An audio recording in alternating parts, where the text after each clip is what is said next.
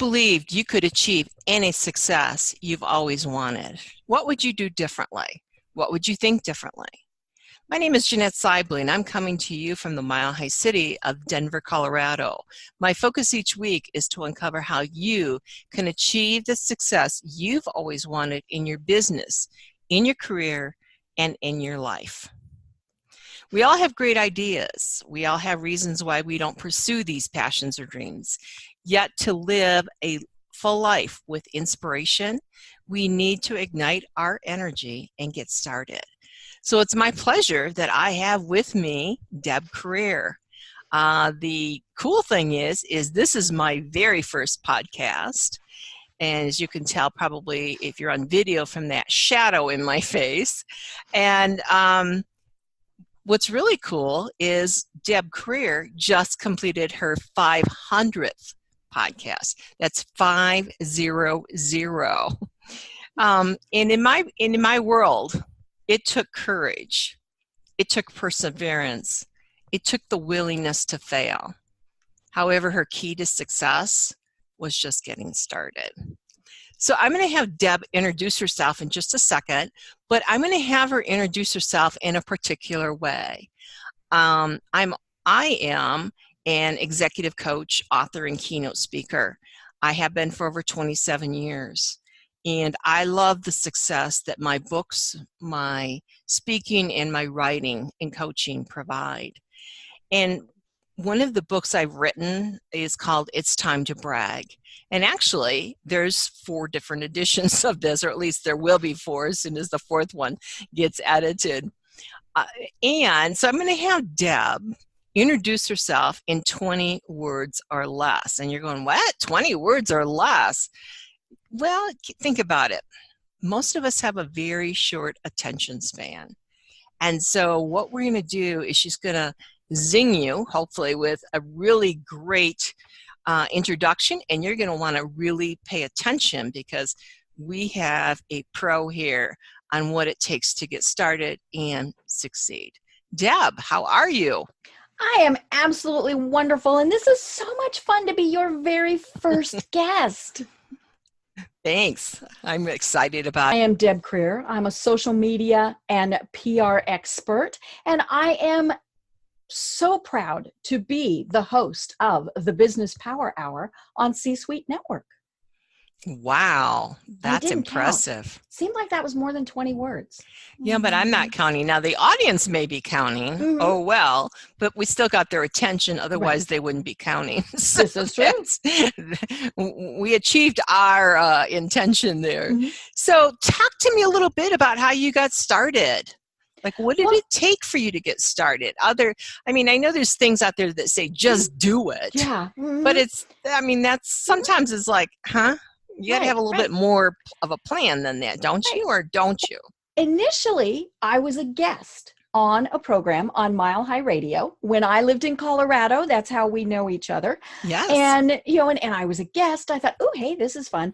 And I do have a PR background. So I have done media training. I have been a media spokesperson.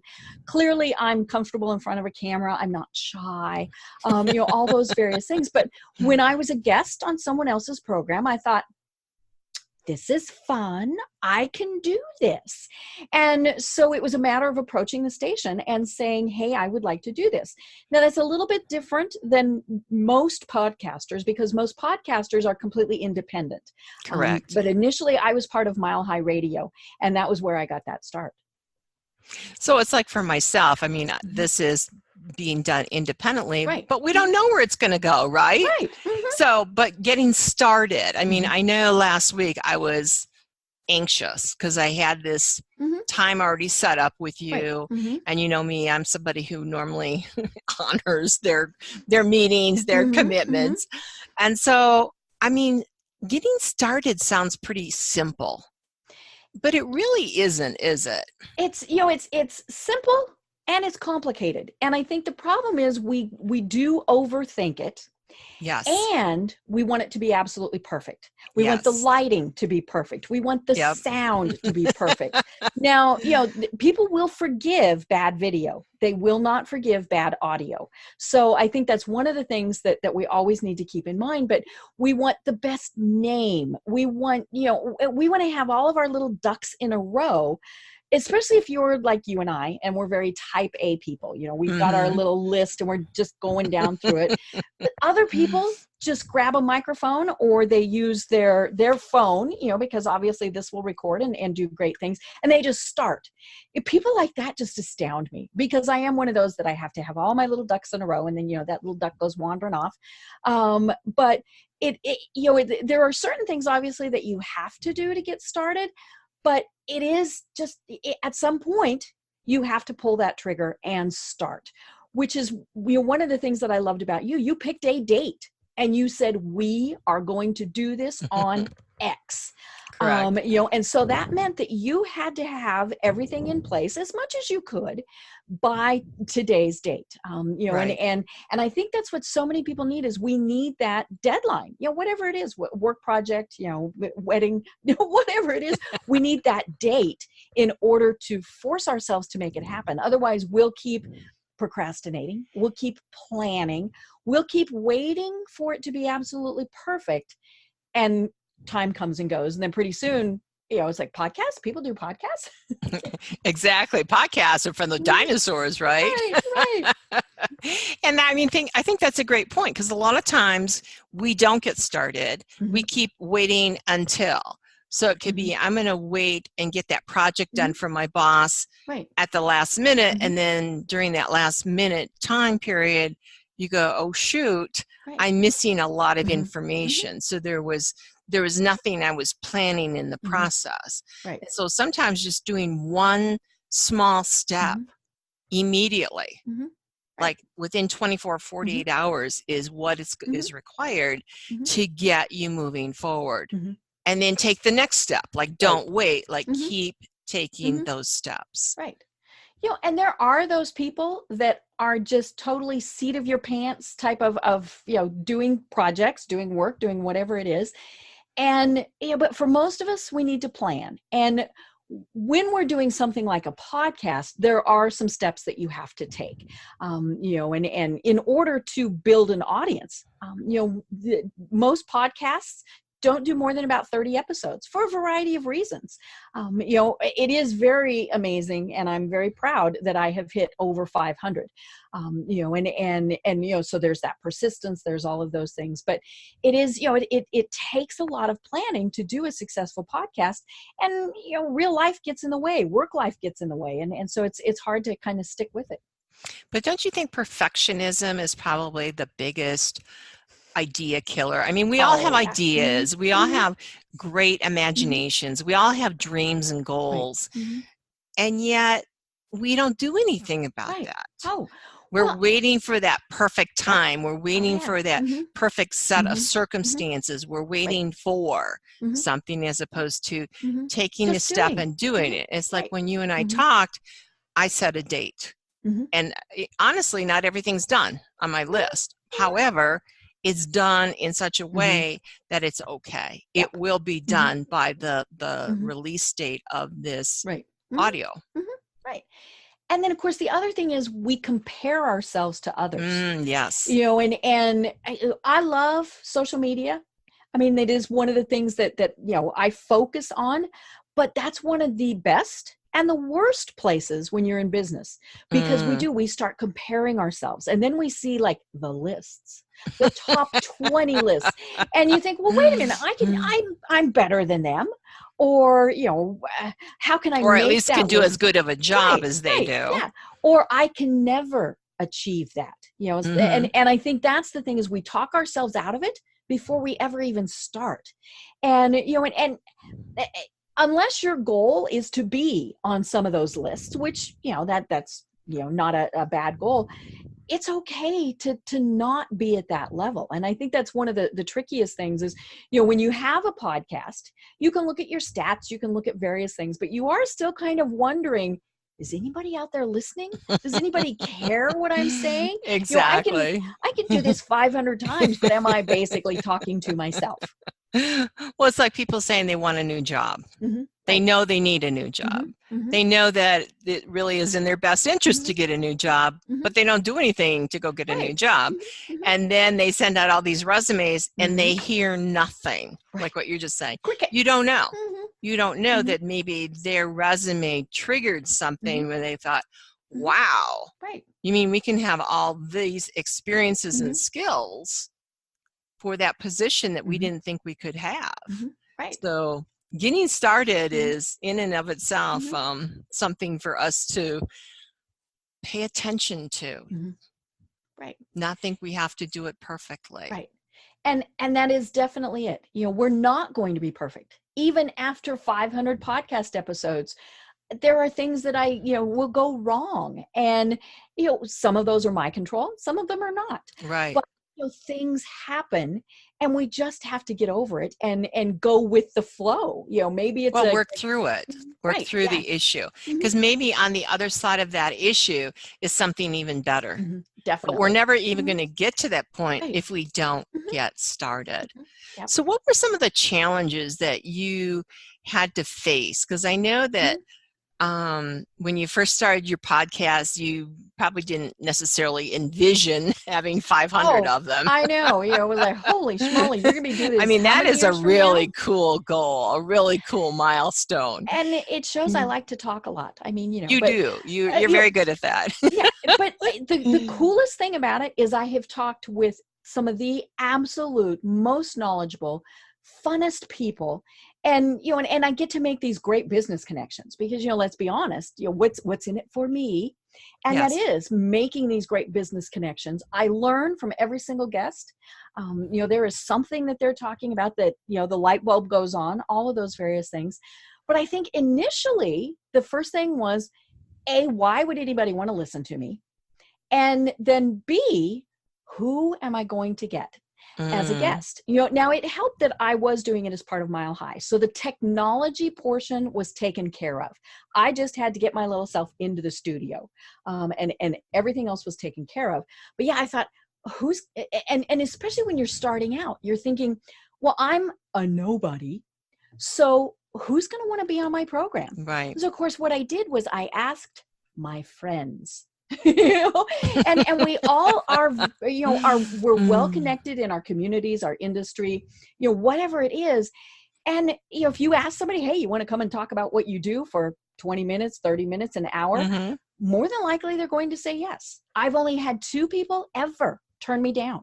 Really? That Wow. said, they just didn't want to be on the program. Now, there have been some people who haven't responded or, we're kind of wishy-washy about it. And then we thought, okay, we'll skip them. But yeah, I think it's, it's that, why is somebody going to want to listen? And how am I going to get guests? Now granted, there are an awful lot of podcasts where there is no guest. So then it is, what am I going to talk about that's going to keep someone's interest? So it reminds me of the who, what, when, where, why. Right. And sometimes we allow those to get in our way because we don't take the time to think through them. Or we allow the how to come before the 5 W's. At least that's been my experience. Right. And it is, like we said, there are those steps. You have to have all of that in position. But again, you just have to do it. When I was thinking about who I should have as guests, I really did think, who do I want to talk to? Who would it be fun to talk to? And who would share great knowledge for my listeners? And then it was pretty easy, to just do that. And now the nice thing is that our program is popular enough that guests come to us. In this last year, I think I've only reached out to 2 people, and that was people that I knew had a new book that I knew my listeners would find interesting. everybody else has come to us, and so that makes it nice that we've kind of reached that level. But yeah, start with your friends, you might have family members that would be great to interview. Right. But we're all members of chambers, all of these various things. That's where you can get your initial guests. Well, I think that's true. And then taking this thought process a bit further than just podcasts, looking at people in their career, salespeople in business, people that are just getting started. Right. I think one of the biggest issues I find is that people ask too many people for their opinions on what they need to do to get started. Right. And then I don't know if you've ever seen it. Yeah, exactly. I don't know if you've ever seen this on Facebook, but they'll ask for, how do I get started with my business? And so 50 people will respond, and then they post, I'm now in overwhelm and I don't know what to do. Right. Well, the key here is to find one or two good people that understand what it is you want. So like for myself, hey, I want to do a podcast. Well, who better than the person who just achieved their 500 mark, right? And you were very gracious about it. And in part, I think you were very gracious because you said, go do X, and I went and did X. So I think that's the other piece. I remember years ago, I had a mentor. I just started as a business owner. In fact, it was 27 years ago, right? And we got along really well, but I wasn't her first mentee. And but I ended up being her only one. And I said, what was the difference? Because, she's very knowledgeable. She knew her stuff. And she goes, you actually did the work. Right. And so would you say that's one of the biggest challenges or one of the biggest keys for us as people that, hey, we have these great ideas, but now we got to move forward. Right. And we certainly don't want to waste our time. Correct. And one of the things that I really liked when I was, walking you through this process was you came back with some of your own research and said, well, hey, I found this. And I was like, oh, that's interesting. And so to me, that's the great thing about a mentor mentee or, whatever, it is that give and take. Somebody tells me, oh my gosh, I found this great book, or, my guests are frequently saying, oh my gosh, you need to talk to so-and-so. Exactly. And, and so it is that give and take that really makes it fun. So the curiosity. Yes. A lot of times people aren't curious. They've got this myopic view of what it's got to look like in order for them to say it's successful. Right. And it's like, that's not success. No. Success is actually achieving your intended results. And in my experience, and I've worked with hundreds of people in becoming successful in their career, in their business, in other aspects of their life. And the biggest reason is the journey didn't exactly look like they thought it should, but they were willing to give up their emotional attachment to how they think it should have looked. Right. And we all have to be flexible, whether it's our business goals or, personal goals, whatever it is, because there's probably going to be bumps and forks along the road. And the second we think, well, we can only do it this way, that's when we are going to have problems. If I had said, I can only do it on do my podcast on a certain platform. Well, what if that platform went away? I love the people who tell me, well, I don't have to have a website because I have a Facebook business page. Okay, that's great until Facebook changes their own rules, because you don't own that. And so putting all your eggs in that basket, let's see how many metaphors we can get in here. It's just not going to work. We have to be flexible in this. Well, and I think sometimes being flexible is important, and there's also a thing called being too flexible, right? And not having done your homework, like what you just pointed out is a great example of if Facebook changes something, and nothing against Facebook, but if they change something, you're right, you don't own that collateral. You don't even own the content. You don't even own the pictures. And so everything that you did to get started on your journey just got thwarted. Right. And so that's one of the big challenges I think a lot of people face. What would be your biggest challenge that you had that you thought, oh my goodness, what the heck am I doing this for? It's the continuing, and just, keeping up and doing it, because it is a lot of work, especially an hour program. An hour to sit and talk. seems like it's a long time, and it is. Most podcasts are not an hour long. And one of the things that I did several years ago that it has been the reason I have continued is I got someone to help me. I hired a virtual assistant. She Yes. is my producer. She does a good portion of the work. And and I think if I hadn't done that, I would have said, no, it is too much to do every single week. So what would you tell somebody? And I think that's, that's the key for any of it is, when we need help, we need to ask for help. It's not a failing. It's not that there's anything wrong or anything like that. Ask for help when you need it. But what do we do if we use the excuse, I can't afford that, I don't have the money? When I get the money, maybe then I'll do it. Right. I don't like doing that, so therefore I shouldn't have to. Right. I mean, that gets in the way of a lot of people doing what they need to do to get started, right? And especially a small business owner, when funds are, this tight. There's lots of ways that you can do things. One of the biggest things is a barter system. If you do, say, your expertise is marketing, well, then you find someone that can help, and you can do their marketing for them. Now, you have to be careful with barter. Yes, that you someone do. doesn't get taken advantage of.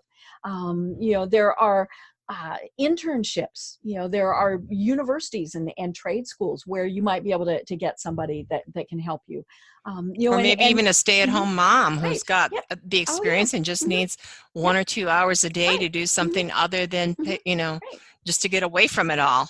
And it's a way for her or him, could be a stay-at-home dad. Yes, it could be. Who's building their resume. And so they need that experience in order to then be able to charge for it later. And, and so, keep in mind, if that's what happens, help them out. If they all of a sudden start charging, they might not want to do your free anymore. But yeah, it's, there are certainly ways that you can find people that will help. And let's be honest, when we start, we do end up, especially as small business owners, doing a big portion of it ourselves. We do. And we do have to become smart about how to do it, but also smart enough to know when we don't want to and are not going to. Like, we must do that. It was interesting when you just, on that point you just made about people just getting started, like all of a sudden they've got this new career that they hadn't considered. A woman I know is an author, does a great job of creating her own website, her own banners, her own everything. She's design is really great. And I said, gosh, I'd love to have you do that for me, right? Right. And voila, a new business was started.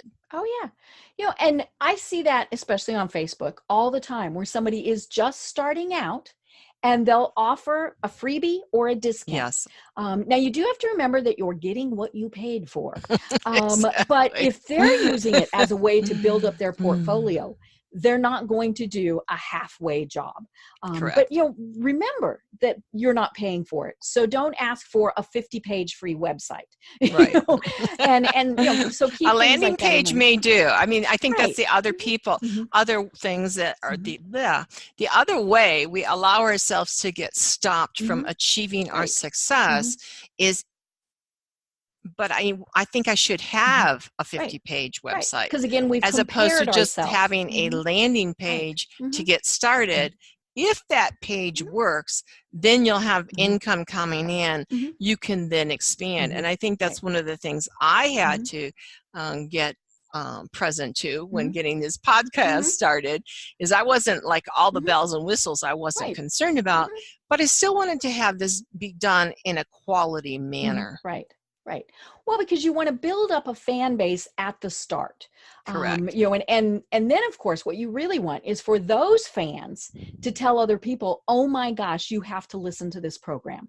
And because that's how it spreads, or you want them to be doing reviews on iTunes, all these various things, and so that's where you do have to have good quality at the start in order to get them, because the worst thing is for them to say, I couldn't understand it. The sound quality was bad, all these various things, because, bad word of mouth is of course, just as bad as good word of mouth. And we hope that this session this recording doesn't have to be re-recorded, right, Deb? Right. So I've what had to do that. Yeah, I mean, but that's called life. I mean, I've had Yep. that happen one Yep. time. I remember years ago, I put together this Mm-hmm. really great letter, and it had taken me so long to get in action to get it done. And then I went to do something, and I had forgotten to save the letter. And so I had to start all over again. So Yep. one of the things in getting started is making sure you know what you need to do to save your Yeah. work. Oh yeah. I've done entire interviews that didn't record.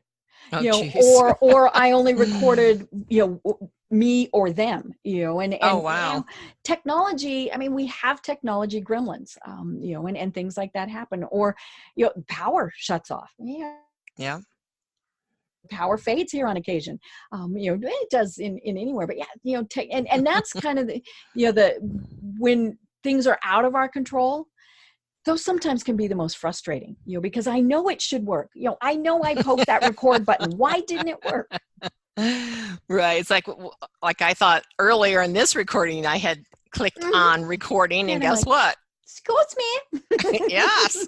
So what key advice can you share with our audience, or the audience today, on what to get started? Like, what would be the key advice that you would say, if you did this or you thought this, Right. that would be a good start towards achieving what you say you want to have? Right. Especially if you're doing something like, say, a podcast, you need to figure out what people want to hear. Okay. Just because I want to talk about it doesn't mean it's what people want to hear. So, you know, it's marketing 101. Exactly. Who's your audience? What do they want to hear? And how are you going to give it to them? You know, and so figure those things out. And maybe that's you're asking people at a networking event, or, you know, chatting with your friends, posting on Facebook, you know, all these various things. Figure that out first, and then go from there. You know, it's not a matter of creating the product and then hoping somebody buys it. You know, combine those and make sure that the product you're creating is something somebody wants to buy, listen to, watch, all of those things. Well, it's like somebody once said to me, customers buy for their own reasons, not yours. We've been trying to form and all salespeople, all good salespeople know what that means. And the same thing for those people who are listening that are saying, I want a different career. And they say, well, the company should want me because I have this experience. And it's like, well, you have that experience. That's good. That's nice. But what does it do for them? You've got to look from what do they need from their perspective and get into their world about how to deliver that. Right. You know, for me, but it has to be what's in it for you. Yep. What's in it for both of us. I think you just froze there for a moment. So if you might want to repeat that. So, you know, we all think what's in it for me, but it really does need to be what's in it for you. Yeah, I think I'm glad I had you repeat that, because that is so key. So I want to thank you for being here and being my first guest. And one of the questions that I want to ask each and every guest is, what does success mean to you? I mean, that's the focus of this podcast is a lot of us get in our own way of succeeding. Right. That's just what we do. We're human beings. But a lot of times we define success as something outside of ourselves. Right. So my question to you is, what does success mean to you? Everybody does define it differently. And I think that's the key that we have to remember is, you know, what is mine? And so, you know, I want to enjoy what I'm doing. Am I going to enjoy 100%? No, you know, but I want to enjoy what I'm doing. I want to think when I'm getting up in the morning, wow, this is what I get to do. You know, and that to me is what's most important in the world is, you know, are you doing what brings your soul joy? You know, and I like you know, that. and that's just kind of the key is, you know, what are you going to do that brings your soul joy? I love that. So I again want to say thank you for being here. Thank you for being my first guest. Yeah, there you go. For the listeners, I'll be providing in the box below URLs for It's Time to Brag books, as well as Deb Krier's podcast. And the books are fabulous. I've had you on several times because the books are so good. And you did a great brag today, so congratulations. I learned from the best. So until next time, I want to say thank you for listening, Deb, for being a great guest today. And until next week, have a great, successful week.